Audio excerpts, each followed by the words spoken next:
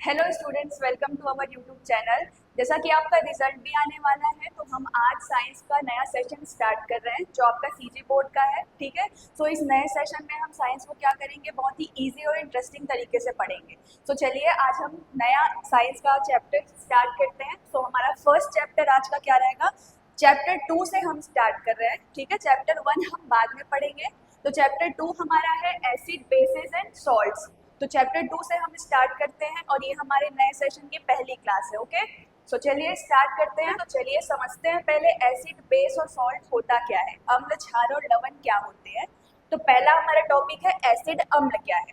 ठीक है, एसिड का डेफिनेशन देखिए यहाँ पे क्या दिया गया है। Acid is a substance which donates H+ ions proton in aqueous solution. इसको आप कैसे समझ सकते हैं कि किसी भी एक्वस सोल्यूशन में या किसी भी जलीय विलयन में कोई भी सब्सटेंस जो भी क्या करता है, H+ आयन डोनेट करता है या फिर H+ आयन देता है, वो हमारा क्या होता है, एसिड होता है। एसिड को आप और कैसे समझ सकते हैं, तो जैसे ये हमने केमिकली समझा है ना, रासायनिक तरीके से समझा कि एसिड क्या है, लेकिन एसिड को आप टेस्ट से भी पहचान सकते हैं, स्वाद से पहचान सकते हैं। ठीक है, तो एसिड स्वाद में कैसा होता है, खट्टा होता है, सोर होता है। दो तरीके से आपने एसिड को देख लिया। आप एक तरीके से और समझ सकते हैं, एसिड क्या बताता है, एसिड आपके लिटमस पेपर के कलर को चेंज करता है।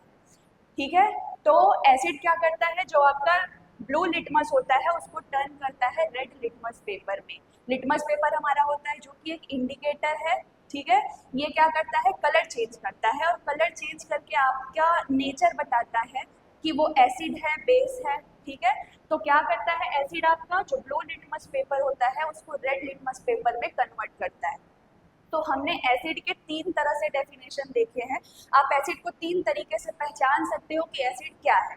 सबसे पहला डेफिनेशन आपने देखा कि एक्वस सोल्यूशन या किसी भी जलीय विलयन में एसिड क्या करता है, H+ आयन देता है। दूसरा क्या है, ये टेस्ट में कैसा होता है, सोर होता है, खट्टा होता है। ठीक है, और थर्ड इसका डेफिनेशन क्या है कि ये ब्लू लिटमस पेपर को किस में कन्वर्ट करता है, रेड में कन्वर्ट कर देता है।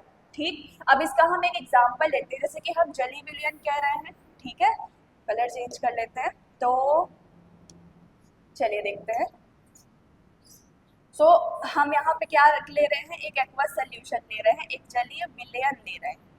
ठीक, ये हमारा एक जलीय विलयन हो गया। अब इसमें हम क्या डाल रहे हैं, HCl डाल रहे हैं। हमने लिखा है ना, एग्जाम्पल में लिखा है HCl हाइड्रोक्लोरिक एसिड एक एसिड है। ठीक है, H2SO4 sulphuric acid, HNO3 nitric acid, CH3COOH क्या है, एसिटिक एसिड है। ये सारे हमारे एसिड के एग्जाम्पल्स हैं।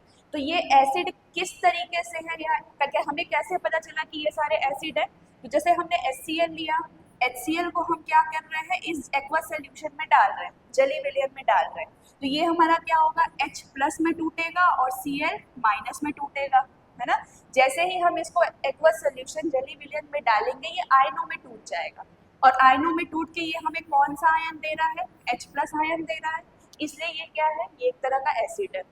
वैसे ही सेम हमें क्या दिया गया है, H2SO4 सल्फ्यूरिक एसिड। जब हम H2SO4 को भी क्या करेंगे, एक किसी भी जलीय विलयन में या एक्वस सोल्यूशन में डाल रहे हैं, तो H2SO4 भी हमको क्या करेगा, H+ आयन देगा और SO4 2- में ब्रेक होता है। ठीक, सो H+ में टूट गया, SO4 2- में टूट गया। यहाँ पे भी हमको क्या हो रहा है, H+ आयन मिल रहा है। तो H+ आयन मिल रहा है, इसकी वजह से H2SO4 क्या है, एक तरह का एसिड है। तो कोई भी सब्सटेंस या फिर कोई भी आपका क्या है, कंपाउंड है जो H+ आयन देगा किसमें, एक्वस सोल्यूशन में, वो हमारा क्या हो जाता है, एसिड हो जाता है, अम्ल हो जाता है। जैसे कि मैं यहाँ पे हमने बहुत सारे एग्जाम्पल्स लिए हुए हैं। ठीक है, ये हमारे सारे एग्जाम्पल है किसके, एसिड के। और ये सारे आपको नेम याद रखने हैं विथ फॉर्मूला। और आपको ये भी पता होना चाहिए कि कौन कितने आयनों में टूटता है। जैसे कि यहाँ HCl है, तो यहाँ पे हमको H और Cl मिलेगा। ठीक है, H2SO4 है, तो यहाँ पे हमको H+ मिलेगा, SO4 2- में ब्रेक होता है। HNO3 है, ये हमको H+ में मिलेगा, NO3- में ब्रेक होगा। CH3COOH है, तो CH3COO पूरा नेगेटिव में टूटता है और H+ में टूटता है। ठीक है, तो ये हमारा हो गया एसिड। ठीक, चलिए अब बेस समझते हैं, क्षार क्या होता है। तो क्षार की डेफिनेशन क्या बोली जा रही है? Base is a substance which donates OH minus ion, hydroxide ions और accept H plus ion in aqueous solution. ठीक है, बेस क्या होता है? जैसे कि हमने एसिड को देखा, एसिड जली विलयन में H प्लस आयन दे रहा था, लेकिन बेस क्या करता है? जली विलयन में या एक्वस सोल्यूशन में OH माइनस आयन देता है। ठीक, किसी भी जली विलयन या एक्वस सोल्यूशन में आपको कोई भी सब्सटेंस या कंपाउंड OH माइनस आयन देता हुआ दिखे, मतलब वो क्या है? बेस है या फिर क्षार है। दूसरा, हम इसको टेस्ट से कैसे पहचान सकते हैं? जो आपका बेस होता है, क्षार होता है, वो क्या होता है? बिटर होता है, कड़वा होता है टेस्ट में। ठीक, और थर्ड डेफिनेशन हम क्या लिख सकते हैं इसका कि ये क्या करता है? ये रेड लिटमस को टर्न करता है कौन से कलर में? ब्लू कलर में। ये रेड लिटमस को ब्लू में कन्वर्ट कर देता है। देखिए यहाँ पे ड्रॉ से आपको समझ में आ रहा होगा। ठीक है, और बेस के एग्जांपल्स क्या क्या हो जाएंगे? जैसे सोडियम हाइड्रोक्साइड है NaOH, पोटेशियम हाइड्रोक्साइड है, कैल्शियम हाइड्रोक्साइड है और अमोनिया है NH3। अब इन सब का भी ब्रेकडाउन देख लेते हैं कैसे। देखिए, जैसे सोडियम हाइड्रोक्साइड है NaOH, इसको आप किसी भी क्या कर रहे हैं? जली विलयन या फिर एक्वस सोल्यूशन में डाल रहे हैं। NaOH को हमने डाल दिया इस जली विलयन में, तो NaOH क्या होगा? टूटेगा, आयनों में टूटेगा, Na प्लस मिलेगा हमको और OH माइनस मिलेगा। ठीक है, यहाँ पे हमको क्या मिल रहा है? OH माइनस मिल रहा है। तो ये बता रहा है कि ये क्या है? जो NaOH क्या है? हमारा एक तरह का बेस है, क्षार है। ठीक है, उसके बाद KOH पोटेशियम हाइड्रोक्साइड है। सेम पोटेशियम हाइड्रोक्साइड को भी जब आप जलीय विलयन में डालेंगे तो ये भी क्या होगा? K प्लस में टूटेगा और OH माइनस आयन में टूटेगा। तो यहाँ पे भी हमको OH माइनस आयन मिल रहा है, मतलब ये क्या है? आपका बेस है, क्षार है। वैसे ही CaOH और NH3, ये सारे हमारे क्या हो जाएंगे? बेस के एग्जाम्पल्स हो जाएंगे, क्षार के एग्जाम्पल हो जाएंगे। ठीक है, तो एक बार और देख लेते हैं, रिवाइज कर देती हूँ मैं। एसिड बेस क्या है? एसिड क्या होते हैं? जो जली विलयन एक्वस सोल्यूशन में H प्लस आयन दे। इनका टेस्ट कैसा होता है? सोर होते हैं, ये खट्टे होते हैं। ठीक है, और ये क्या करते हैं? ब्लू लिटमस को किस में कन्वर्ट करते हैं? रेड में कन्वर्ट करते हैं। ठीक है, मतलब आपके एसिड का कलर क्या होता है? रेड। ठीक, एसिड के एग्जाम्पल्स, अम्ल के एग्जाम्पल क्या क्या हो जाएंगे? जैसे हाइड्रोक्लोरिक एसिड है, सल्फ्यूरिक एसिड है, नाइट्रिक एसिड है, एसिटिक एसिड है, ये सारे हमारे अम्ल के एग्जाम्पल्स हो गए। वैसे इधर बेस, क्षार क्या होता है? बेस आपको जली विलयन में OH माइनस आयन देता है। ये टेस्ट में कैसा होता है? बिटर होता है, कड़वा होता है। ठीक है, और ये क्या करता है? रेड लिटमस को किस में कन्वर्ट करता है? ब्लू में कन्वर्ट करता है, मतलब बेस का कलर क्या होता है? ब्लू होता है। एग्जाम्पल्स आपके बेस के क्या हो जाएंगे? Sodium hydroxide, potassium hydroxide, calcium hydroxide है और NH3 अमोनिया। ठीक, चलिए आगे बढ़ते हैं। एसिड बेस हो गया हमारा। अब जैसे हमने एसिड और बेस को पढ़ लिया है, तो एसिड बेस आपके कुछ स्ट्रॉन्ग एसिड होते हैं, कुछ वीक एसिड होते हैं, कुछ स्ट्रॉन्ग बेस होते हैं, कुछ वीक बेस होते हैं। तो स्ट्रॉन्ग और वीक का क्या कॉन्सेप्ट है, उसको समझते हैं हम लोग। देखिए, जैसे कि स्ट्रॉन्ग एसिड है ना? एसिड हमने पढ़ लिया है, एसिड हमको क्या देता है? H प्लस आयन देता है जलीय विलयन में। तो क्या स्ट्रॉन्ग एसिड क्या करेगा? So an acid that completely ionises dissociate in water to produce H plus ion. देखिए क्या लिखा हुआ है, एक बार मैं और रिपीट कर रही हूँ इसको। An acid that completely ionise in water to produce H plus ion, उसको हम बोलते हैं स्ट्रॉन्ग एसिड या प्रबल अम्ल। इसको हिंदी में हम क्या कहते हैं? प्रबल अम्ल कहते हैं। और वीक एसिड हमारा होता है दुर्बल अम्ल। ठीक है, तो स्ट्रॉन्ग एसिड का डेफिनेशन मैंने पढ़ा कि एसिड दैट कंप्लीटली आयनाइज। ठीक है, ऐसा एसिड जो कंप्लीट आयोनाइज हो जाता है। कंप्लीट आयोनाइज हो जाता है का मतलब पूरी तरह से आयनों में टूट जाता है, उस एसिड को हम क्या कहते हैं? स्ट्रॉन्ग एसिड या प्रबल अम्ल कहते हैं। अब कंप्लीटली आयोनाइज का मतलब समझ में नहीं आ रहा है ना? तो देखो, कंप्लीट आयोनाइज क्या होता है, मतलब एक एग्जांपल मैं लेती हूँ HCl का। अभी हमने देखा HCl एक तरह का एसिड है, तो HCl क्या होगा? जब आप इसको एक्वस सोल्यूशन या जली विलयन में डालेंगे तो HCl आपका ब्रेक होगा, H प्लस में और Cl माइनस आयन में टूटेगा ये। ठीक है, तो अब देखो HCl है, HCl आयनों में टूट गया है, आयोनाइज हो गया है। अब हमको समझना है ये कंप्लीटली हुआ है या पार्शियली हुआ है। ठीक है, सो आयनों में तो ये टूट गया, अब क्या HCl और आयनों में टूट सकता है, आपको देखना है। देखिए H प्लस Cl माइनस आयनों में टूट गया, अब क्या हम हाइड्रोजन को और आयनों में तोड़ सकते हैं, या क्लोरीन को क्या हम और आयनों में तोड़ सकते हैं, तो नहीं, हम ना ही हाइड्रोजन को और तोड़ सकते हैं, ना ही क्लोरीन को और तोड़ सकते हैं। मतलब हमारा जो HCl है H प्लस और Cl माइनस आयन में टूट चुका है, और ये क्या हो चुका है, कम्प्लीटली आयनाइज हो चुका है। ये कम्प्लीटली आयनाइज लिखा हुआ है, मतलब पूर्णतः आयनित हो चुका है।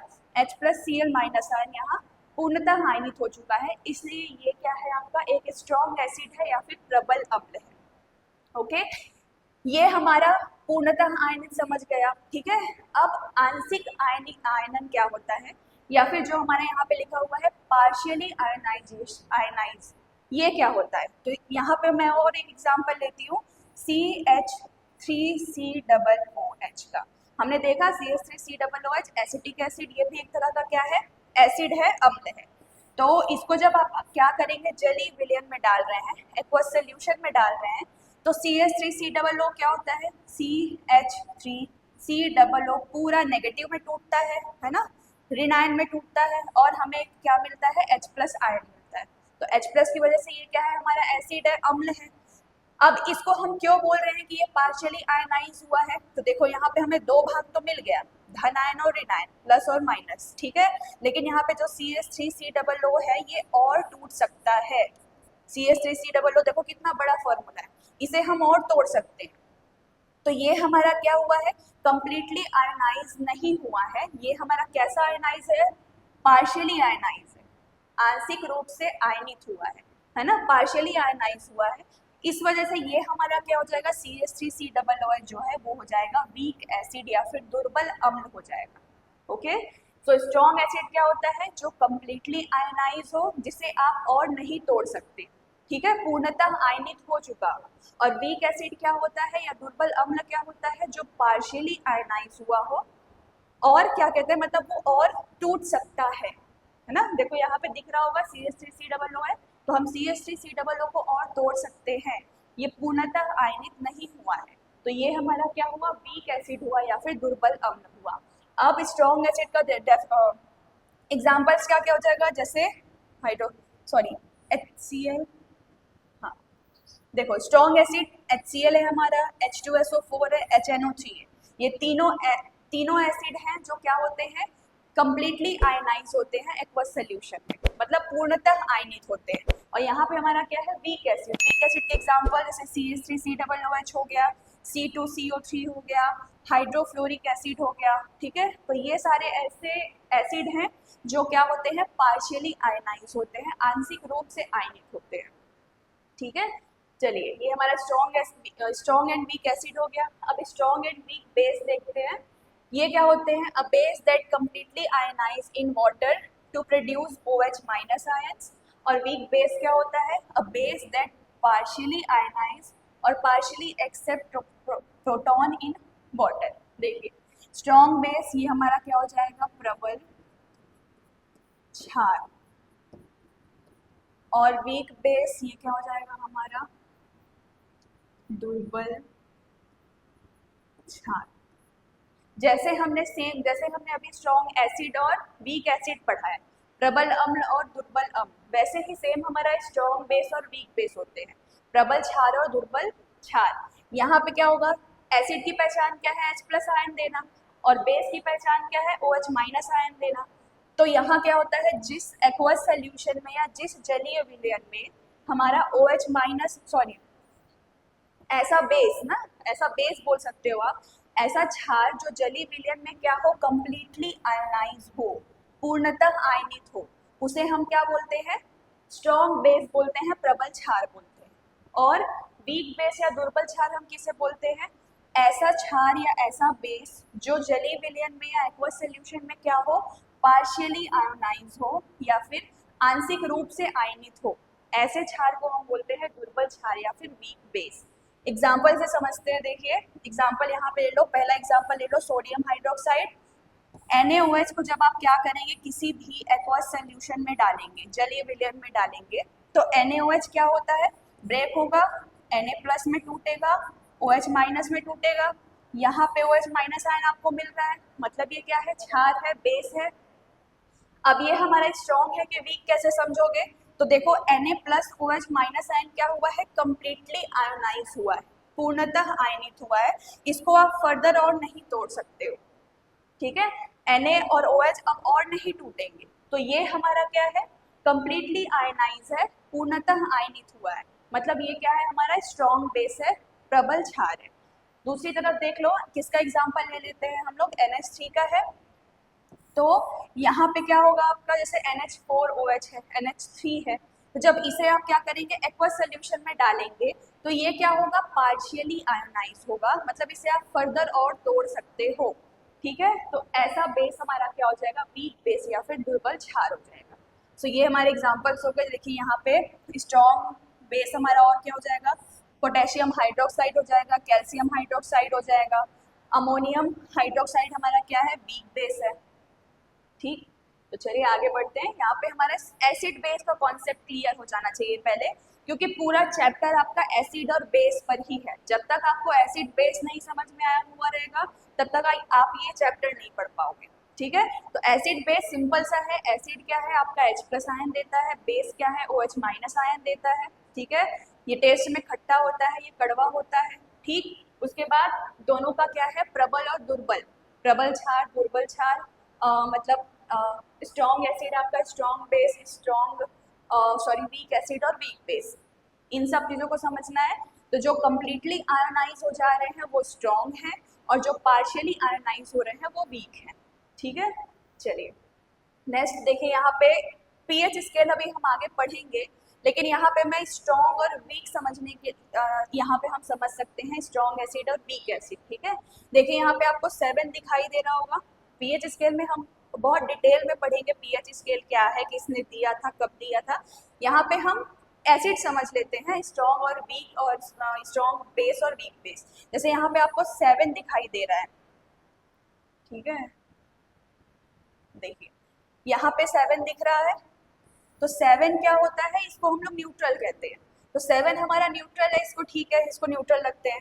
मैंने क्या बताया था, कलर चेंज, लिटमस पेपर का कलर चेंज होता है बताया था, एसिड में भी बेस में भी।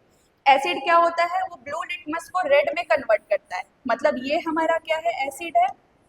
और जो हमारा बेस होता है वो क्या करता है, रेड लिटमस को ब्लू में कन्वर्ट करता है, मतलब ये हमारा क्या है, बेस है, ठीक है। ये कोना हमारा एसिड हो गया, वो हमारा बेस हो गया। तो अब यहाँ पे स्ट्रॉन्ग और वीक कैसे समझोगे, तो जितना कलर आपका डार्क हो रहा है, मतलब जितना 7 से कम आओगे आप, जितना कम आते जाओगे, वो हमारा क्या हो जाएगा, स्ट्रॉन्ग होता जाएगा, ठीक है। और जितना हम क्या करेंगे, 7 के करीब जाएंगे, कलर हमारा क्या होगा, लाइट होगा, ये हमारा क्या हो जाएगा, वीक होता जाएगा, ठीक है। वैसे ही सेम, जितना 7 से नंबर बढ़ता जाएगा वो हमारा स्ट्रॉन्ग बेस है, और जितना 7 के करीब रहेंगे वो हमारा क्या रहेगा, वीक रहेगा, वीक बेस रहेगा, ठीक है। जैसे देखो बहुत सारे एग्जांपल दिए, जैसे HCl, HCl आप एक तरह का स्ट्रॉन्ग एसिड है, अभी हमने पढ़ा था। सेकेंड हमारा क्या है, स्टमक, स्टमक में भी जो एसिड होता है, मतलब HCl ही हमारे, जब हम डाइजेशन पढ़ेंगे तब देखेंगे कि HCl होता है हमारे स्टमक पे, तो ये भी क्या है हमारा, स्ट्रॉन्ग एसिड में आएगा। लेमन, लेमन कितना खट्टा होता है ना। सोर कितना हमने पढ़ा, सोर जो भी खट्टा चीज, खट्टी चीज होती है वो क्या होती है, एसिड होती है। तो लेमन कितना खट्टा होता है, इसलिए ये देखो क्या है, पूरा 0 के बहुत ही करीब है, मतलब ये स्ट्रॉन्ग एसिड में आएगा आपका। विनेगर है, सिरका जिसको हम बोलते हैं, वाइन, कॉफी, मिल्क। फिर यहाँ पे देखो मिल्क का पीएच क्या हो रहा है, 5 to 6 के पास है, मतलब मिल्क हमारा क्या होता है, वीक एसिड होता है। फिर इधर देखो, यहाँ पे हमारा क्या है, क्लीनर यूज करते हैं, क्लीनर में हमारा बेस वो क्षार है, ठीक है। ड्रेन है, ब्लीच है, सोप है, ये सब हमारा स्ट्रॉन्ग बेस में आएंगे। उसके बाद जितना आप इधर आते जाएंगे, जैसे ब्लड है, बेकिंग सोडा है, मिल्क ऑफ मैग्नीशिया है, ये सब हमारे वीक बेस में आएंगे, ठीक है। चलिए नेक्स्ट देखते हैं। नेक्स्ट टॉपिक है एसिडिक रेडिकल और बेसिक रेडिकल क्या होते हैं, ठीक है। एसिडिक रेडिकल को हम हिंदी में क्या बोलते हैं, अम्लीय मूलक कहते हैं, और बेसिक रेडिकल को हम हिंदी में क्षारीय मूलक कहते हैं। मैं यहाँ पे लिख देती हूँ, एसिडिक रेडिकल क्या है, अम्लीय मूलक, और बेसिक रेडिकल क्या होता है हमारा, क्षारीय मूलक होता है। और एसिडिक और बेसिक रेडिकल को आप और कौन कौन से नाम से जान सकते हो, जैसे एसिडिक रेडिकल है आपका, इसको हम नेगेटिव रेडिकल भी कहते हैं, ठीक है, एनायन भी कहते हैं। बेसिक रेडिकल को हम पॉजिटिव रेडिकल भी कहते हैं, कैटायन भी कहते हैं, ठीक है। इसके लिए आपको थोड़ा सा एक रिएक्शन समझने की जरूरत है कि जब आप एसिड और बेस का रिएक्शन करवाते हैं तो क्या होता है, ठीक है, उसी पर डिपेंड करता है हमारा एसिडिक और बेसिक रेडिकल। तो जब आप क्या करेंगे, किसी भी एसिड का रिएक्शन किससे करवाते हैं, बेस से करवाते हैं, तो ये मिलके क्या फॉर्म करता है, सॉल्ट बनाता है, प्लस ये बनाता है वाटर, ठीक है। ये रिएक्शन याद रखना है, एसिड का बेस से आप रिएक्शन करवा रहे हो, ये बनाता क्या है, सॉल्ट बनाता है प्लस वाटर बनाता है। तो अब एसिड में हम ले लेते हैं, क्या ले सकते हैं, HCl, हाइड्रोक्लोरिक एसिड, एसिड होता है, ठीक है। सो यहाँ पे बेस की जगह आप क्या ले सकते हो, सोडियम हाइड्रोक्साइड ले सकते हो, NaOH। तो जब आप HCl का सोडियम हाइड्रोक्साइड बेस के साथ क्या करवाओगे, रिएक्शन करवाओगे, तो ये क्या करता है, सॉल्ट बनाता है। तो देखिए इसमें आपका एक भाग क्या है, H प्लस है, Cl माइनस है, Na प्लस है, OH माइनस है। यहाँ पे Cl रिएक्ट करेगा किसके साथ, Na के साथ, और ये फॉर्म करेगा NaCl, सोडियम क्लोराइड, ठीक है, जिसको हम क्या कहते हैं, सॉल्ट। और आपका बच क्या रहा है, यहाँ पे OH बच रहा है और यहाँ H बच रहा है, तो ये बना लेते हैं हमारे वाटर H2O, ठीक। ये रिएक्शन में हमारा मिल गया यहाँ पे सॉल्ट। अब ये सॉल्ट का हमारा एक भाग क्या है, पॉजिटिव आयन है, और एक हमारा क्या है, नेगेटिव आयन है। देखिए Na प्लस है, Cl क्या है, माइनस है, एक भाग धन आयनित है, दूसरा क्या है, ऋण आयनित है, ठीक है, NaCl। अब NaCl पे ही डिपेंड हमारा क्या करता है, एसिडिक और बेसिक रेडिकल, अम्लीय या फिर क्षारीय मूलक। तो चलिए NaCl के एग्जाम्पल से ही समझते हैं, ठीक है, एसिडिक और बेसिक रेडिकल को। देखो NaCl है, सोडियम क्लोराइड प्लस ये माइनस है। तो देखो एसिडिक रेडिकल का डेफिनेशन क्या बोल रहा है, the negatively charged ion present in a salt which comes from the acid part, ठीक है। इसको अभी मैं एक बार फिर से रिएक्शन लिख रही हूँ, देखिए HCl प्लस NaOH क्या बनाया था, NaCl बन रहा था, प्लस क्या बन रहा था, वाटर बन रहा था। पूरा डेफिनेशन इसी रिएक्शन पर डिपेंड कर रहा है। देखो क्या बोल रहा है, द नेगेटिवली चार्ज्ड आयन, ये नेगेटिवली चार्ज्ड आयन है ना, ऋण आयनित, सॉरी ऋण आयन है ये Cl माइनस।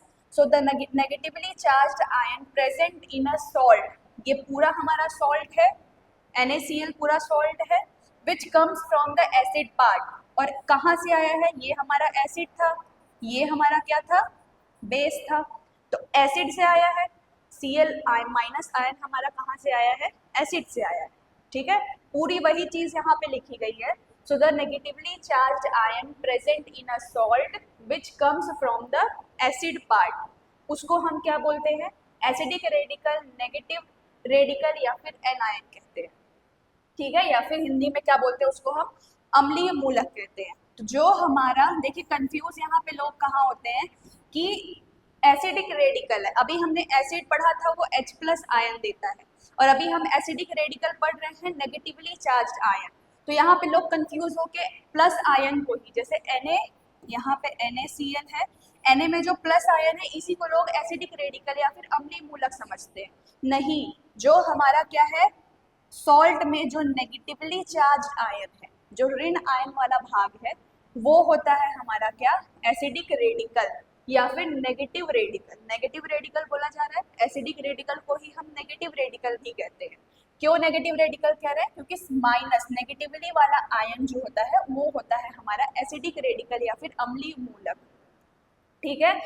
तो देखिए यहाँ पे जैसे Cl है, ये कहाँ से आया होगा, NaCl ले लो, Cl माइनस हमारा क्या बन गया, क्लोराइड आयन फ्रॉम HCl से आया, ठीक है, HCl से ले लो, या फिर क्या किससे ले सकते हो, NaCl से, सोडियम क्लोराइड से ले सकते हो, ठीक। उसके बाद SO4 2 माइनस शो करता है, ये कहाँ से आ रहा है, H2SO4 सल्फेट आयन से आ रहा है, ठीक है।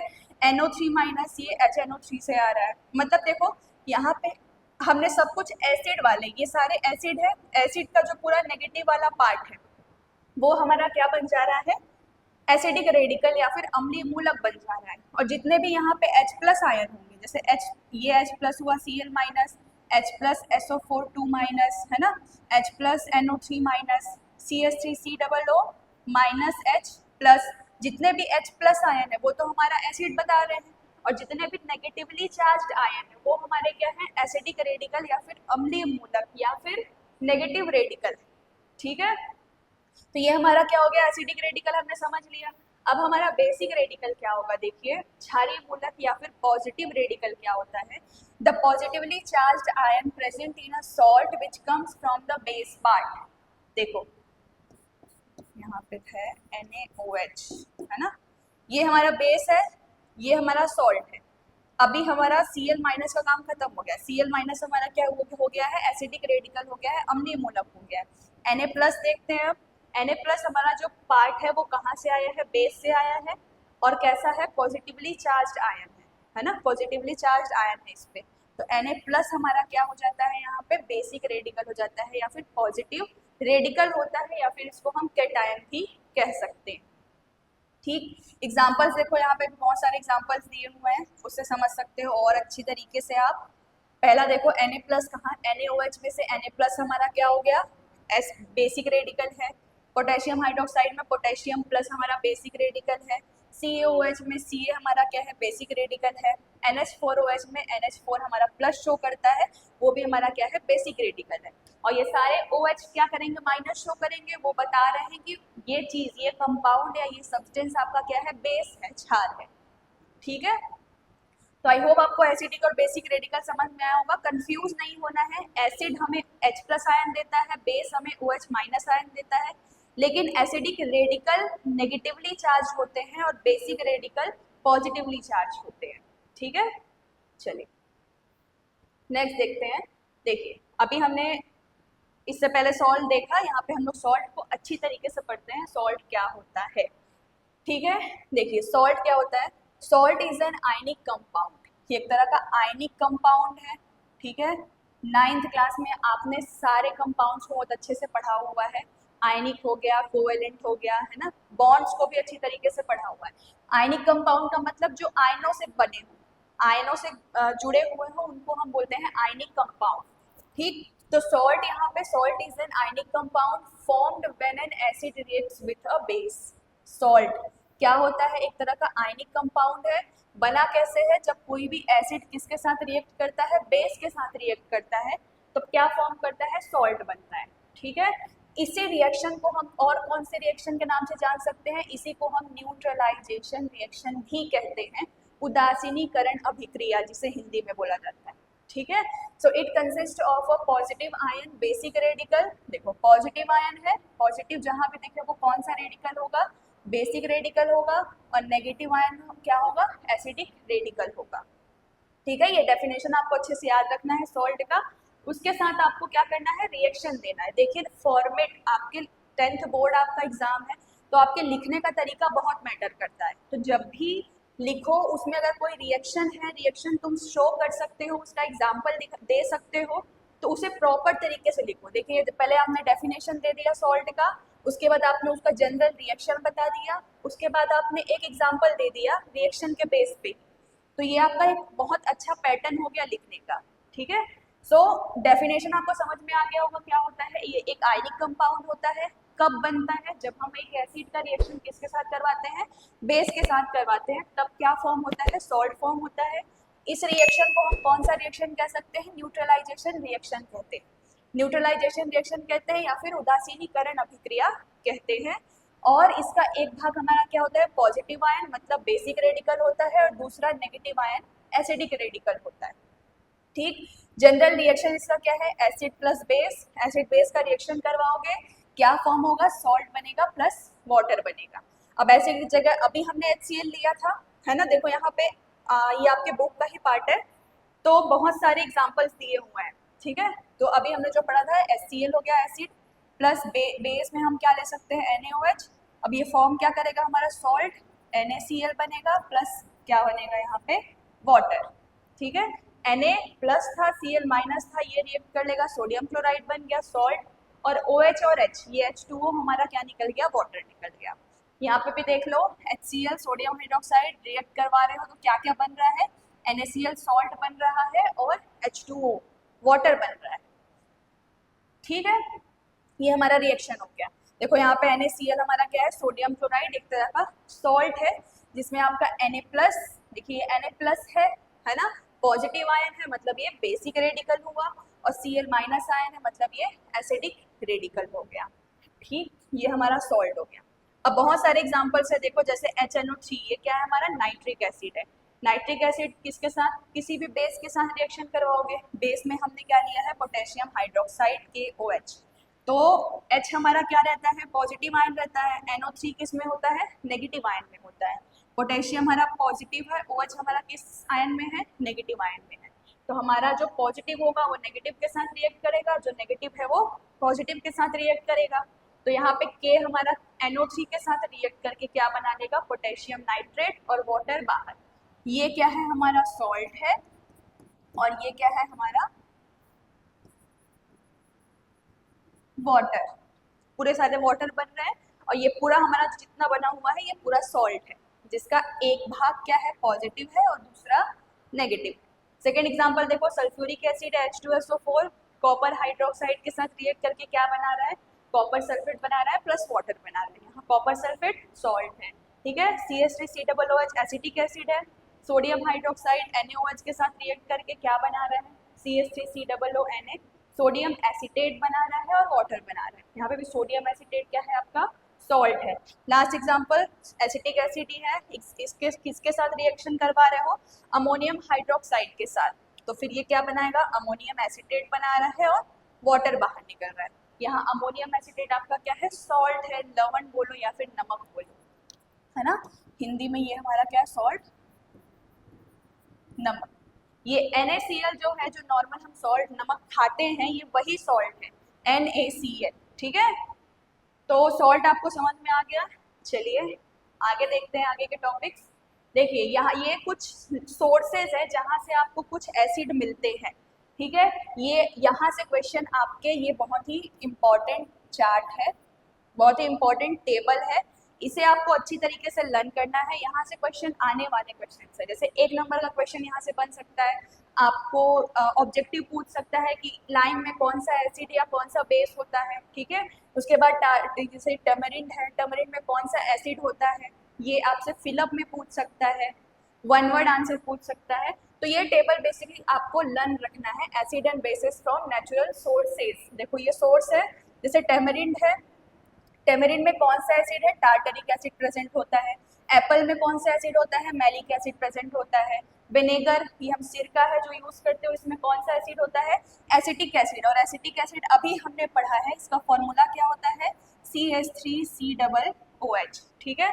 टोमेटो में कौन सा एसिड होता है, ऑक्जेलिक एसिड होता है, लाइम में बेस कौन सा है, कैल्शियम हाइड्रोक्साइड है, baking soda, sodium hydrogen carbonate present होता है, एंटा एसिड है, इसमें मैग्नीशियम हाइड्रोक्साइड होता है, और वॉशिंग सोडा है, इसमें क्या प्रेजेंट होता है, सोडियम कार्बोनेट, ठीक है। सोडियम कार्बोनेट आपका क्या हो जाएगा, Na2CO3, ये हो जाएगा उसका फॉर्मूला। तो ये टेबल आपको अच्छी तरीके से लर्न करके रखना है, डेली देखते भी रहोगे अपने एग्जाम आते तक, तो आपको ये लर्न हो जाएगा, ठीक है। इसके बाद एक डेफिनेशन हमारे पास और है, एल्केलीज एंड बेसिस। देखो अभी हमने एसिड बेस पढ़ा, सॉल्ट पढ़ा, है ना, एसिडिक बेसिक रेडिकल पढ़ लिया है। अब एक एल्केली क्या होते हैं, एल्केली भी एक तरह के बेस ही होते हैं, क्षार ही होते हैं, बट इनको कुछ एक डेफिनेशन दिया गया है, जैसे आप एल्केली किसे बोलेंगे, not all bases are soluble in water, क्या बोल रहा है कि जितने भी बेस या क्षार होते हैं वो वाटर में सोल्यूबल नहीं होते हैं, so those bases that can be dissolved in water are called alkalis. ऐसे बेस या ऐसे क्षार जो वाटर में क्या होते हैं, डिसॉल्व होते हैं, उन्हें हम क्या कहते हैं, एल्केलीज कहते हैं, ठीक है। ये डेफिनेशन भी ध्यान में रखना है। चलिए नेक्स्ट, यहाँ से हमारा देखिए क्या हो रहा है, अभी हमने एसिड बेस सॉल्ट पढ़ लिया, अब यहाँ पे आपको क्या करना है, केमिकल प्रॉपर्टीज देखनी है एसिड और बेस की। केमिकल फिजिकल प्रॉपर्टी, देखो फिजिकल प्रॉपर्टी में क्या होता है आपका, जैसे कलर है ना, स्मेल है, साइज है, ये सारी चीजें चेंजेस होती हैं फिजिकल में।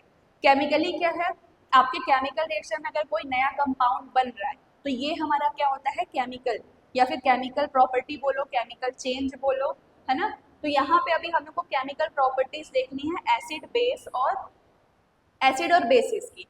अब एसिड बेस का आप क्या कर रहे हो, किसी के भी साथ रिएक्शन करवा रहे हो, तो उसमें आपका बनेगा क्या, है ना, कौन सी गैस रिलीज होगी, वाटर बनेगा, क्या फॉर्म होगा क्या नहीं, ये सारी चीजें अभी हम लोग यहाँ पे देखेंगे। ठीक है, चलिए स्टार्ट करते हैं। सो chemical properties of acids and basis, acid अम्ल और क्षार के रासायनिक गुण देखने हैं यहाँ पे आपको। So we looked at the how acids and bases behave with different indicators, let us now study some of the chemical properties of acids and basis.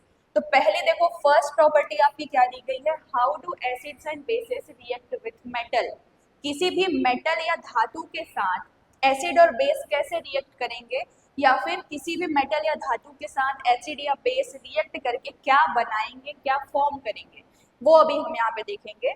So we know that generally metals react with acid to form a salt. देखो generally क्या होता है, metal react करते हैं acid के साथ और क्या फॉर्म करते हैं, सॉल्ट बनाते हैं with the displacement of hydrogen gas. किसके साथ, देखो बन तो रहा है सॉल्ट, और क्या होगा वहां पे, हाइड्रोजन गैस भी रिलीज होगी। We can depict the reaction between an acid and a metal as follows. अब वो रिएक्शन देखो क्या है, जब आप किसी भी एसिड का रिएक्शन मेटल के साथ करवाओगे, धातु के साथ करवाओगे, तो ये बनाता है सॉल्ट, प्लस कौन सी गैस रिलीज होगी, हाइड्रोजन गैस रिलीज होगी। देखो इससे पहले हमने एक रिएक्शन पढ़ा जिसमें हमने देखा एसिड बेस, अम्ल और क्षार रिएक्शन करके रिएक्ट करके क्या बना रहे थे, सॉल्ट प्लस वाटर बना रहे थे, है ना, नमक और जल बना रहे थे। दूसरा आपका रिएक्शन क्या है, एसिड मेटल के साथ रिएक्ट करके क्या बना रहा है, सॉल्ट ही बना रहा है, बट सेकेंड उसका क्या है, वो वाटर नहीं बना रहा है, वो हाइड्रोजन गैस रिलीज करता है।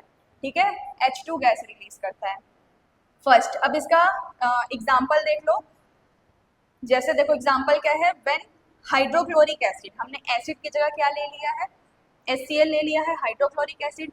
आप कोई सा भी एसिड लेके अभी क्लास, जैसे अगर आपने देखा है क्लास करने के बाद, इतने सारे एसिड मैंने स्टार्टिंग में ही बताया, HCl लिया था, H2SO4 लिया था, है ना, HNO3 लिया था, तो सबके साथ एक बार क्या करो, ये रिएक्शन करके देखो। जिंक की जगह आप कोई दूसरा मेटल ले सकते हो, आयरन ले सकते हो, ठीक है, कोई दूसरा मेटल लो और बना के देखो।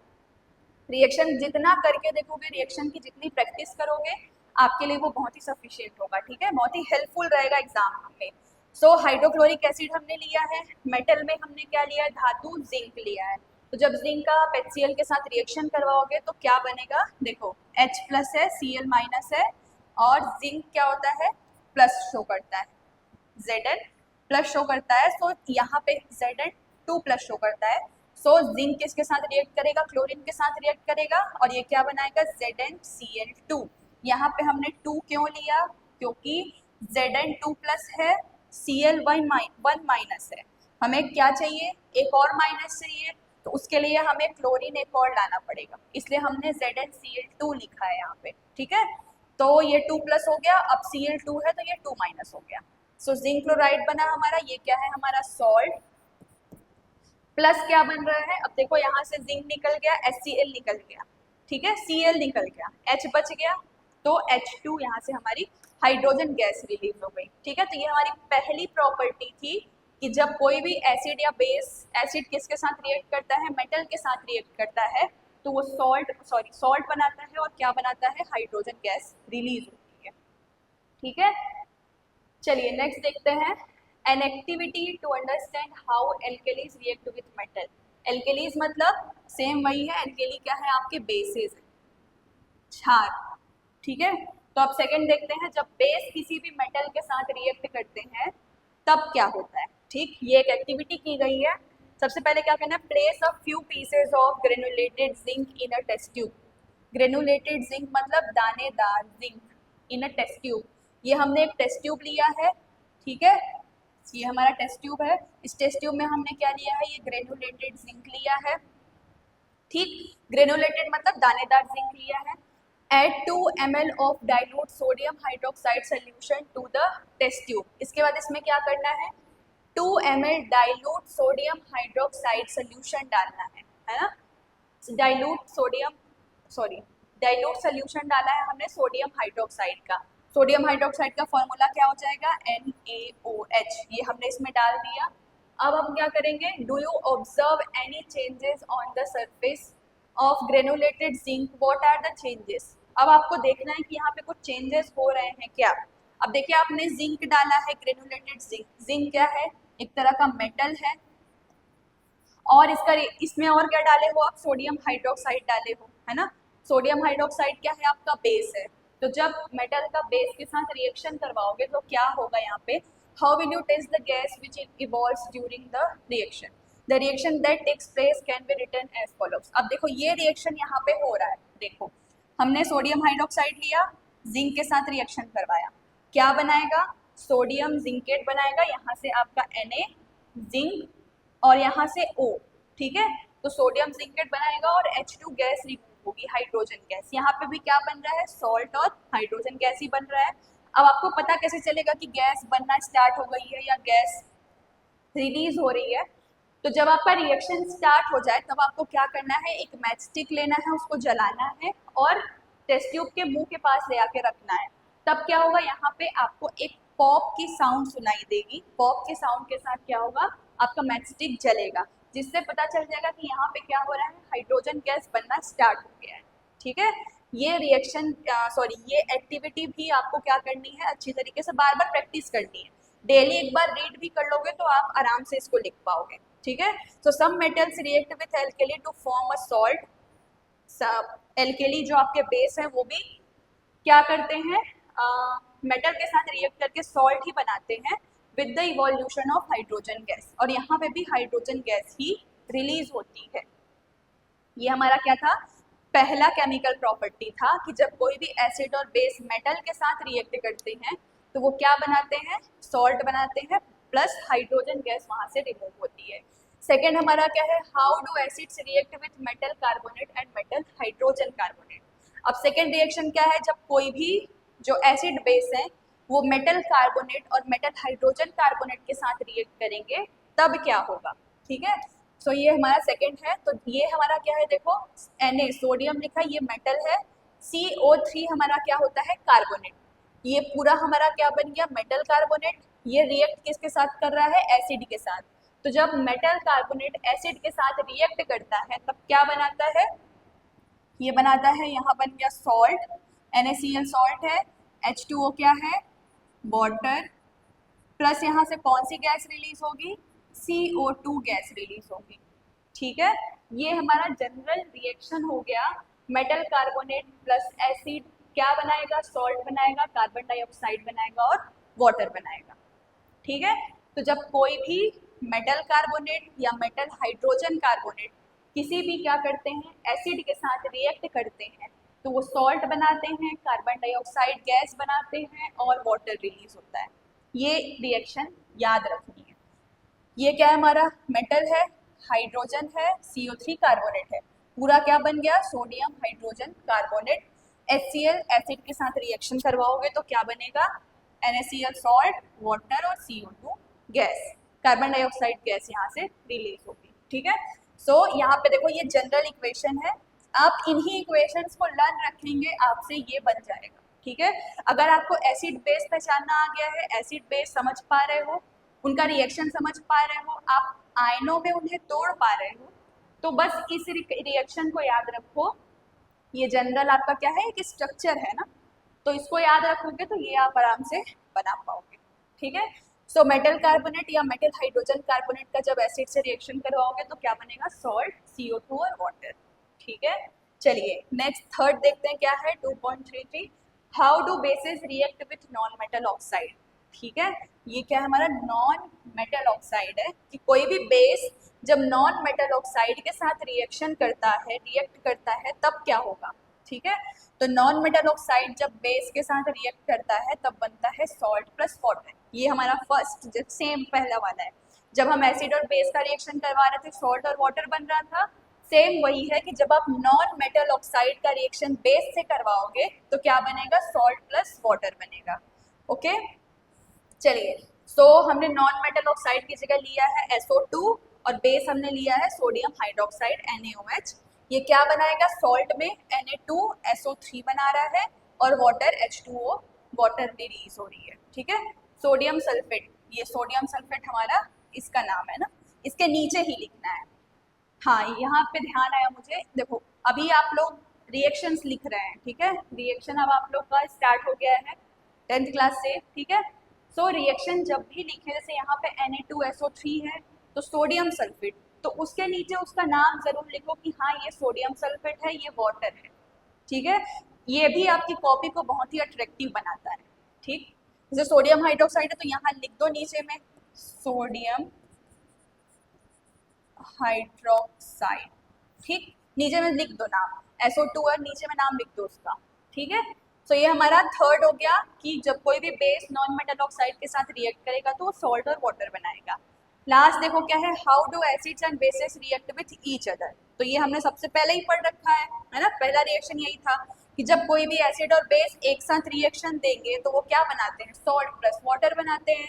एग्जाम्पल आप ले सकते हो, सेम HCl एसिड है, बेस क्या है, सोडियम हाइड्रोक्साइड है, इनका रिएक्शन करवाओगे तो क्या बनेगा, NaCl बनेगा, प्लस क्या रिलीज होगा, वाटर, H2O, ठीक है।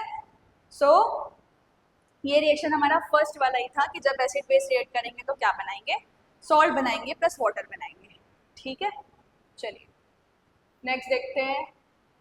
नेक्स्ट टॉपिक है हमारा आयोनाइजेशन, आयनीकरण क्या होता है, ठीक है। सो आयनाइजेशन, आयनीकरण पढ़ते हैं। इससे पहले ही हम बहुत सारे आयनाइज टर्म यूज किए हैं, है ना। देखो आयनाइज का मतलब, आयनीकरण का मतलब ही होता है आयनों में टूटना या आयनों में ब्रेक होना, ठीक है। आयोनाइजेशन जहां भी दिखे मतलब आयनों में टूटना, यही हमारा क्या होता है, आयोनाइजेशन होता है। सो इसको एक बार रीड करके समझते हैं आयोनाइजेशन क्या है, इसको हिंदी में क्या बोलेंगे, आयनीकरण, ठीक है। आयनाइजेशन ये होता है हमारा आयनीकरण। चलिए, from time to time many scientist attempted to understand the behaviour of acids and alkalis in water. In 1884, the Swedish scientist Arrhenius used his observation to explain the special characteristic of acids and alkalis. किन्होंने 1884 में Swedish scientist Arrhenius ने किया था। According to Arrhenius, in aqueous solution an acid molecule will dissociate into a positively charged hydrogen ion and negatively ion। देखो dissociate मतलब वही टूटना, किसमें, hydrogen ion and negative ion. Similarly, in aqueous solution, an alkali molecule will dissociate into a negatively charged hydroxide ion and a positive ion. These ions are responsible for the flow of electric current. ठीक, देखो ionization, simple ionization, आयनीकरण आप कैसे समझ सकते हैं, आयनीकरण या आयनाइजेशन क्या है, आयनों में टूटना, किसी भी सब्सटेंस या कंपाउंड का आयनों में टूटना, आयनों में ब्रेकडाउन ही क्या होता है, आयनाइजेशन या फिर आयनीकरण होता है। जैसे देखो H2SO4 क्या है, हमारा एसिड है या बेस है, एसिड है ना। क्यों एसिड है, क्योंकि यहाँ पे आपको H प्लस आयन मिलेगा, ठीक। तो H2SO4 हमारा एसिड है। जब H2SO4 आप क्या करोगे, एक्वस सोल्यूशन में या जेली विलियम में डालोगे तो H2SO4 क्या होगा, टूटेगा। कैसे टूटेगा, H प्लस में टूटेगा, SO4 पूरा 2 माइनस में ब्रेक डाउन होता है। और इसको हमने बैलेंस करने के लिए क्या किया, यहाँ पे 2 लगा दिया है ताकि H, अब हमने यहाँ पे 2 कर दिया मतलब H भी 2 प्लस हो गया और SO4 तो 2 माइनस पहले से है, ठीक है। सो H प्लस और SO4 2 माइनस मिल गया, मतलब देखो आयनों में टूट चुका है, ये भी टूट गया, ये भी टूट गया, आयन में ब्रेक हो गया। तो ये यही हमारा क्या है, आयनाइजेशन है, आयनीकरण। सेकेंड क्या है, कैल्शियम हाइड्रोक्साइड है CaOH2, तो यहाँ पे क्या हो रहा है, Ca2 प्लस में टूटेगा, OH माइनस में टूटता है, तो बैलेंस करने के लिए हमने यहाँ पे 2 लगा दिया है ताकि ये 2 माइनस में ब्रेक डाउन हो, ठीक है। तो Ca2 प्लस और OH 2 माइनस, ये क्या हो गया हमारा, आयनीकरण हो गया या फिर आयनाइज्ड हो चुका है, ठीक है। So ionization mostly depends on the amount of a substance in solution, concentration and its ability to dissociate into ions. मतलब देखो जो आयनाइजेशन है वो किस पे डिपेंड कर रहा है, आपका कॉन्सेंट्रेशन पे डिपेंड कर रहा है, सब्सटेंस इन सोल्यूशन, उस सोल्यूशन में आपका सब्सटेंस कितना है उस पर डिपेंड करता है। अगर देखो ये हमने क्या लिया है, एक एक्वस सोल्यूशन लिया है, जेली विलियन लिया है, ठीक है। मान लेते हैं मैंने इसमें H2SO4 डाला है और H2SO4 मैंने बहुत ज़्यादा डाल दिया है, बहुत ज़्यादा डाल दिया है ना, बहुत ज़्यादा क्वांटिटी में यहाँ पे H2SO4 है, सल्फ्यूरिक एसिड है, मतलब H2SO4 ज़्यादा है मतलब कॉन्सेंट्रेशन ज़्यादा है, सांद्र है विलयन हमारा, है ना। तो यहाँ पे जगह ही नहीं है कि वो टूटे, ठीक है, जगह ही नहीं मिलेगा कि बहुत सारे H2SO4 है वो सारे H+ और SO4 में टूट जाए, जगह नहीं है यहाँ पे। तो क्या होगा, हमें कॉन्सेंट्रेशन पे डिपेंड करता है, इसलिए यहाँ पे लिखा है सब्सटेंस इन सोल्यूशन। किसी भी सोल्यूशन में सब्सटेंस कितना है, उसका कॉन्सेंट्रेशन कितना है, उस पर डिपेंड करता है। सो आयनाइजेशन, आयनीकरण आपको समझ में आया होगा। आयनाइजेशन, आयनीकरण का मतलब होता है आयनों में टूटना, ठीक है, आयनों में विभक्त होना, यही हमारा आयनाइजेशन है। चलिए नेक्स्ट देखिए क्या हमारा पीएच स्केल, ठीक है। पीएच अभी हमने इससे पहले देखा था स्केल, यहाँ पे अच्छी तरीके से समझते हैं पीएच स्केल क्या होता है, ठीक है। सो इन 1909 Danish scientist Sorensen developed pH scale. देखिए पीएच स्केल किसने दिया, 1909 में दिया गया था, किसने दिया था, सोरेनसन ने डेवलप किया था, साइंटिस्ट सोरेनसन ने पीएच स्केल दिया to distinguish between the strength of acids and bases. क्यों दिया था, एसिड और बेस के स्ट्रेंथ को, उसकी क्षमता को समझने के लिए दिया था। हियर पी, अब देखो पीएच दो वर्ड हैं, तो पीएच में जो हमारा पी होता है ये स्टैंड करता है पोटेंज, पोटेंज का मतलब होता है पावर, या फिर देखो पोटेंज क्या है, ये जर्मन वर्ड है जिसका मीनिंग होता है पावर या फिर शक्ति आप बोल सकते हो, ठीक है। तो यहाँ P स्टैंड करता है पावर को, pH tells us the concentration of H+ ion, और pH जो होता है, pH हमको बताता क्या है, ये कॉन्सेंट्रेशन बताता है किसका, H+ आयन का, H+ आयन की सांद्रता बताता है। किसी भी सोल्यूशन में, किसी भी आपके मतलब विलयन में H+ आयन की सांद्रता कितनी है, H+ आयन का कॉन्सेंट्रेशन कितना है, ये हमें बताता है pH, ठीक है, pH स्केल या फिर give solution on the pH scale we can measure pH from pH scale में हम जो pH वैल्यू है वो कहाँ से कहाँ तक मेजर करते हैं, 0 to 14 तक मेजर करते हैं, ठीक है। we can think of pH as a number which indicates the acidic or basic nature of the dilute solution। ये क्या बताता है, किसी भी सोल्यूशन का एसिडिक और बेसिक नेचर बताता है, वो कितना अम्लीय है या क्षारी है नेचर में, वो हमको बताता है। So we use universal indicator which is a mixture of several indicators to find and compare the pH of different solutions. It tells us the strength of an acidic or basic solution. Universal indicator shows different colors at different concentrations of hydrogen ions and in a solution. देखिए pH scale simply 1909 में दिया गया था, scientist Sorensen ने दिया था। pH में P हमारा स्टैंड करता है पोटेंज, जिसको शक्ति या पावर कहते हैं, और H हमारा H+ आयन है, जो क्या करता है, pH क्या करता है, किसी भी सोल्यूशन में H+ आयन की सांद्रता या कॉन्सेंट्रेशन को बताता है, ठीक है। अब ये हमारा देखिए pH स्केल है, इसमें 0 to 14 नंबर्स होते हैं। 7 हमारा क्या होता है, न्यूट्रल होता है। 7 से कम आप जितना आएंगे वो हमारा क्या होगा, एसिडिक होगा। 7 से जितना ऊपर जाते जाओगे वो हमारा क्या होगा, बेसिक होगा। जितना डार्क रेड कलर एसिडिक है, स्ट्रॉन्ग एसिड है, जितना डार्क ब्लू कलर वो आपका स्ट्रॉन्ग बेस है, ठीक है। इधर देखो increasing concentration of H+ ion, देखो एसिड क्या करता है, आपको H+ आयन देता है, तो जितना ज़्यादा एसिडिक होगा H+ आयन की कॉन्सेंट्रेशन उतना ज़्यादा बढ़ेगा, सांद्रता बढ़ेगी, और बेस हमें OH- आयन देता है, तो जितना ज़्यादा स्ट्रॉन्ग बेस होगा उतना ज़्यादा हमारी OH- आयन का कॉन्सेंट्रेशन इंक्रीज होगा या बढ़ेगा, ठीक है। यहाँ पे हमारा ये pH स्केल इतना ही है, इतना आपको समझना है। अब देखिए यहाँ पे बहुत सारे इंडिकेटर वर्ड यूज किए जा रहे हैं, तो एसिड बेस को समझने के लिए आप इंडिकेटर्स यूज कर सकते हो।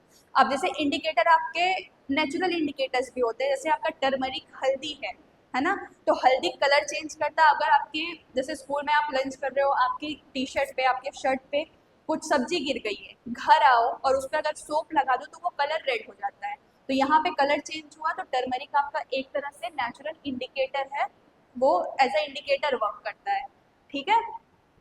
चलिए देखिए नेक्स्ट टॉपिक हमारा क्या है, एवरीडे लाइफ में इंपॉर्टेंस ऑफ पीएच। पीएच को समझना है एवरीडे लाइफ में, ठीक है। सो देखो यहाँ पे पहला है स्टमक। अब एवरीडे लाइफ में पीएच जैसे देखो स्टमक है, स्टमक में मैंने बताया जो हमने पहला पीएच स्केल देखा था उसमें हमारे स्टमक में HCl होता है जो डाइजेशन में हेल्प करता है, ठीक है। सो देखो stomach makes acid to digest food, यहाँ जो हमारे स्टमक में एसिड होता है वो फूड को डाइजेशन में हेल्प करता है। Too much acid cause pain, antacids like milk of magnesia reduce it, ठीक है। अब बहुत ज़्यादा एसिड की वजह से क्या होता है आपके स्टमक में पेन स्टार्ट हो सकता है। सेकेंड क्या है हमारा teeth, mouth pH below 5.5 causes tooth decay. अगर हमारे क्या है माउथ, हमारे टीथ का पीएच जो होता है वो 5.5 से क्या हो जाए, लेस हो जाए, कम हो जाए, है ना। माउथ पीएच बिलो 5.5 तो ये टूथ डिके, आपके दांत में खराबी स्टार्ट हो जाएगी। Toothpaste basic neutralises acid. अब देखो 5.5 से कम है मतलब एसिड ज्यादा बढ़ रहा है आपके दांत में, तो आपको किसकी जरूरत है, बेस की जरूरत है। तो आपको ऐसा टूथपेस्ट यूज करना है जो बेसिक ज्यादा हो, है ना। चलिए नेक्स्ट क्या है, देखो soil and plants. Soil and plants में भी आपका क्या होता है, पीएच यूज होता है। जैसे plants grow best in pH 6 to 7.5। इस पीएच के रेंज में जो प्लांट होते हैं वो बहुत अच्छे से ग्रो करते हैं। Too acidic add lime, too basic add compost. अब अगर बहुत ज़्यादा एसिडिक हो रहा है मतलब 6 से भी कम जा रहा है आपका पीएच, तो आपको क्या करना है, लाइम ऐड करना है, ठीक है। और अगर आपका बेसिक जा रहा है मतलब 7.5 से ज़्यादा जा रहा है तो आपको क्या करना है, कंपोस्ट ऐड करना है प्लांट्स में। फोर्थ क्या हमारा, bee sting. Bee sting has acid, baking soda relieves pain. अब बी स्टिंग क्या होता है, ये एसिडिक नेचर में होता है, तो बेकिंग सोडा क्या करता है यहाँ पे, एक तरह से बेस का काम करता है। लास्ट हमारा क्या है, blood. Blood pH must stay 7.35 to 7.45 to stay healthy. Healthy person के लिए ये पीएच रेंज दी गई है ब्लड में, ठीक है। सो ये हम जो मैंने यहाँ पे 3, 2, 5 पॉइंट्स दिए हैं, ये पॉइंट्स आपको अच्छे से पढ़ना है। ये चीज़ें इम्पॉर्टेंट है, ये आने वाली चीज़ें हैं एग्जाम्स में, ठीक है। तो इन सब चीज़ों को अभी से रेडी करते चलो, नोट्स बना के चलो, ठीक है। ये हमारे एवरीडे लाइफ में पीएच का यूज हो गया है। चलिए नेक्स्ट देखते हैं हमारा क्या है, एसिड रेन क्या होता है। देखिए एसिड रेन क्या होता है, पॉल्यूशन से आपका एसिड रेन बढ़ता है, ठीक है। कैसे आप समझेंगे, जैसे प्लास्टिक्स है और हार्मफुल चीज़ें हैं जिसे हम क्या करते हैं, नीचे लैंड पर जलाते हैं, ठीक। उनको जलाने से क्या होता है, बहुत सारी हार्मफुल गैसेस कहाँ जाती हैं, एटमॉस्फेयर में ऊपर जाती हैं। और वो क्या करती हैं, जो हमारा ऊपर जो जैसे कि आपकी जो गैसेस ऊपर एटमॉस्फेयर में हैं उनको क्या करती हैं, वो हार्म करती हैं या फिर उसको पल्यूट करती हैं। और जो वाटर होता है, रेन वाटर, उनके साथ रिएक्ट करती है और फिर जो बारिश होती है ना, इस बारिश को हम कहते हैं एसिड रेन। तो एक बार यहाँ पे समझते हैं, देखिए usually the pH of rain water is 7। PH जो रेन वाटर का पीएच होता है वो 7 होता है generally. But when different gases present in the atmosphere dissolve in it. अब देखो जो एटमॉस्फेयर में बहुत सारी डिफरेंट गैसेस है ना, वो क्या करती हैं, present in the atmosphere, atmosphere में जो प्रेजेंट है वो क्या करती हैं, जो हमारे एसिड रेन है उनके साथ डिसॉल्व हो जाती हैं, ठीक है। So the pH of rain water becomes less than 7। अब जो भी एटमॉस्फेयर में गैसेस थी वो डिसॉल्व हो गई वाटर के साथ, तो उसकी वजह से क्या होता है, जो हमारे रेन वाटर का पीएच 7 था वो 7 से कम हो जाता है, ठीक है।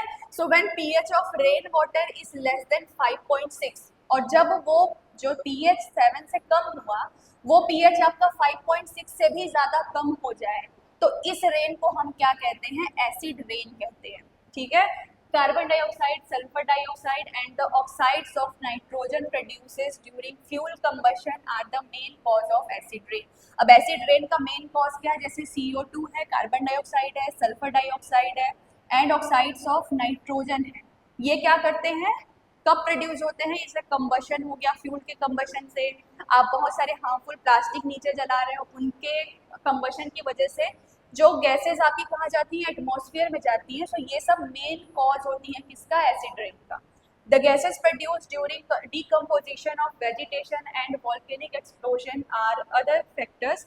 These gases dissolve in water to produce carbonic acid, sulfuric acid and nitric acid. अब देखिए ये सारी गैसेस कार्बन डाइऑक्साइड है, सल्फर डाइऑक्साइड है और ऑक्साइड ऑफ नाइट्रोजन है। ये सारी गैसेस ऊपर जाती हैं और क्या करती हैं, जो हमारा वाटर है, रेन वाटर है, उसके साथ रिएक्ट करके क्या बना लेती हैं? कार्बोनिक एसिड बनाती हैं, सल्फ्यूरिक एसिड बनाती हैं और नाइट्रिक एसिड बनाती हैं। और फिर यही एसिड्स क्या होते हैं, रेन वाटर के साथ नीचे आते हैं और इसी को हम एसिड रेन कहते हैं। ठीक है, अब देखो ऊपर ये सारे रिएक्शंस होते हैं, जैसे CO2 है, H2O वाटर के साथ रिएक्ट करके क्या बनाया, H2CO3 बना लिया। SO2 है, O2 के साथ रिएक्ट किया, क्या बनाया, SO3 बना लिया। SO3 फिर हमने लिया उसी को वाटर के साथ रिएक्ट करके क्या बनाया, H2SO4, ये सल्फ्यूरिक एसिड है ना। NO2 है, नाइट्रिक, वाटर के साथ रिएक्ट किया, क्या बना रहा है, HNO3 और NO। HNO3 हमारा अमोनियम, सॉरी हाँ अमोनियम, ये सॉरी ये HNO3 नाइट्रिक एसिड है। तो ये सारे देखो अम्ल एसिड बन रहे हैं। ठीक है, सो ये रिएक्शन हमारा ऊपर होता है। देखो क्या लिखा, acid rain fall damages plant animals and buildings. अभी देखेंगे एसिड रेन के हार्मफुल इफेक्ट्स। तो ये हमारा एसिड रेन था। ठीक है, इसका हार्मफुल इफेक्ट देख लेते हैं। Impact of acid rain, acid rain के इम्पैक्ट क्या होते हैं, देखो impact of water, impact on water, water पे क्या इम्पैक्ट पड़ रहा है एसिड रेन का। So acid rain makes lakes and rivers too acidic. अब देखो एसिड रेन जब हो रहा है तो बहुत सारा एसिड आपका नीचे आ रहा है। अब वो एसिड क्या करता है, आपके लेक रिवर्स के वाटर को मोर एसिडिक टू एसिडिक बनाता है ना। This harm fish plant and small creatures living in water. और वाटर में जो भी स्मॉल ऑर्गेनिजम्स रह रहे हैं उनको वो बहुत ज़्यादा हार्म पहुंचाता है। सेकेंड क्या है हमारा, damage to soil and plants. जो सॉइल प्लांट हैं, आपने देखा होगा प्लांट का कलर चेंज हो रहा है ना, प्लांट आपके पीले पड़ जाते हैं बहुत जल्दी, वो क्या होते हैं, वो मतलब सर्वाइव नहीं कर पाते हैं। तो ये सब किसकी वजह से है, एसिड रेन की वजह से। डैमेज टू बिल्डिंग्स, आपने ताजमहल का कलर देखा होगा, ताजमहल का कलर क्या होता जा रहा है, डल होता जा रहा है, ये किसकी वजह से है, एसिड रेन की वजह से। Harm to human health, human health हमारी जैसे स्किन में रैशेस होने लगते हैं। कभी आपने देखा होगा आप बारिश में भीगे हो तो आपको बहुत खुजलियाँ स्टार्ट हो रही है ना, तो वो जो आपको इफेक्ट दिख रहा है वो किसका है, एसिड रेन का है। और पुअर विजिबिलिटी, ठीक है, तो ये सब हमारे इम्पैक्ट है किसके, एसिड रेन के। सो ये हमारा क्या था, आज का लास्ट टॉपिक था इस चैप्टर का। इस चैप्टर का जितना भी कॉन्सेप्ट था वो हमने अभी पढ़ लिया है, क्लियर कर लिया है। आप अच्छी तरीके से क्या करो, इसका नोट्स बनाओ और इसको आप डेली एक बार पढ़ो। और जितने भी आपके इस चैप्टर में क्वेश्चंस हैं उसको एक बार ट्राई करो, बनाने की कोशिश करो। ठीक है, आपके बुक में बहुत अच्छे से क्वेश्चन दिया हुआ है एसिडिक और बेसिक रेडिकल पहचानने का, उसको सॉल्व करो। जितने रिएक्शंस है उसे एक बार लिख के देखो। ओके, अभी से प्रैक्टिस करते रहोगे तो आपके बोर्ड एग्जाम्स के लिए बहुत ही हेल्पफुल रहेगा। सो आज की क्लास हम यही खत्म करते हैं, अगली क्लास के साथ हम जल्दी मिलेंगे। Okay, thank you so much.